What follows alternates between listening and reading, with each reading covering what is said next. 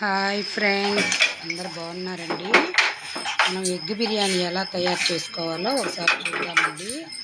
చూడండి, అన్నీ మిక్సీకి వేసుకుంటున్నాను. టమాటాలు, ఎర్రగడ్డలు, పచ్చిమిరపకాయలు, కొత్తిమీర, పుదీనా అన్నీ మిక్సీ వేసేసుకున్నామండి.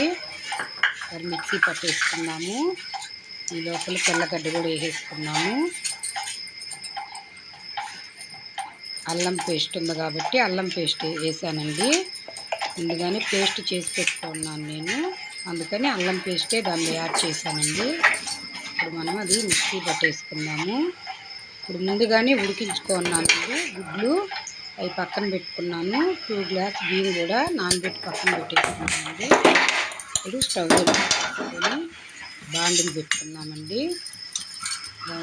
బాండిని వేడయ్యాక 1 స్పూన్ ఆయిల్ వేసుకున్నాము. మనము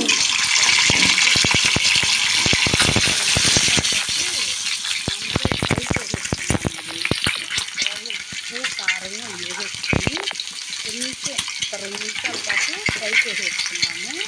ఫ్రై చేసుకుంటే మనము అన్నాలు వేసినప్పుడు కూడా చక్కగా చాలా బాగుంటాయి. అందుకని ముందుగానే ఒక 2 నిమిషాల పాటు ఫ్రై చేసుకొని పక్కన పెట్టేసుకున్నాము. ఇప్పుడు కళాయి కూడా స్టవ్ మీద పెట్టేసుకున్నాం ఫ్రెండ్స్.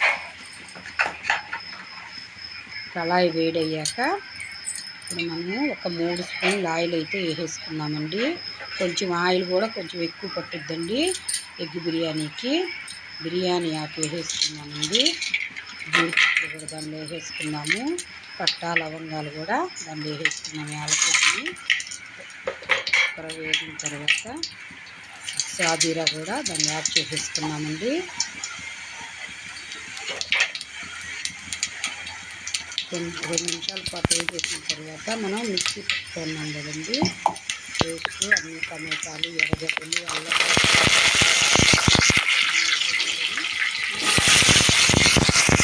వేసేసుకొని కూడా కొంచెం యాడ్ చేసేసుకున్నామండి.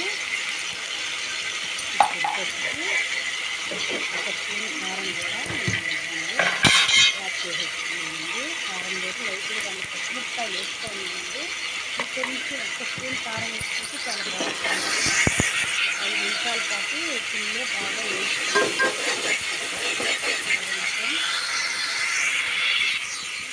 మనం కలిసి పెట్టుకున్నాం కదండి. వాటర్ 1 గ్లాస్కి 2 గ్లాసులు వాటర్ పోసుకోవాలండి. గ్లాస్ అయితే 2 గ్లాసులు వాటర్ పోసుకోవాలి.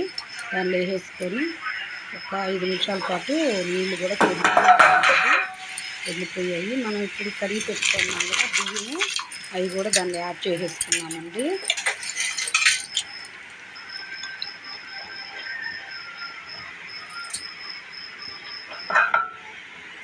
పెట్టేసుకున్నామండి. ఒకసారి మూత పెట్టుకొని ఒక 10 నిమిషాల పాటు అలా ఉడికించేసుకొని ఒకసారి కలిపెట్టేసి మళ్ళీ సిమ్లో పెట్టుకున్నామండి. సిమ్లో పెట్టేసుకున్నాము. ముందుగా గరం మసాలా పొడి కూడా కొంచెం దాన్ని యాడ్ చేసుకొని 1 స్పూన్ నెయ్యి కూడా యాడ్ చేసుకున్నామండి. కాసేపు 2 నిమిషాల పాటు సిమ్లో పెట్టుకొని మనం ముందు ఎగ్గు ఫ్రై లాగా చేసుకున్నాం కదండి, అవన్నీ కూడా దాన్ని యాడ్ చేసేసుకున్నాము. ఇది ఒక 2 నిమిషాల పాటు సిమ్లో పెట్టి మూత పెట్టేసుకున్నామండి. ఓకే, అయిపోతుంది. చూడండి ఫ్రెండ్స్, రెడీ అయిపోయింది ఫ్రెండ్స్ ఎగ్ బిర్యానీ.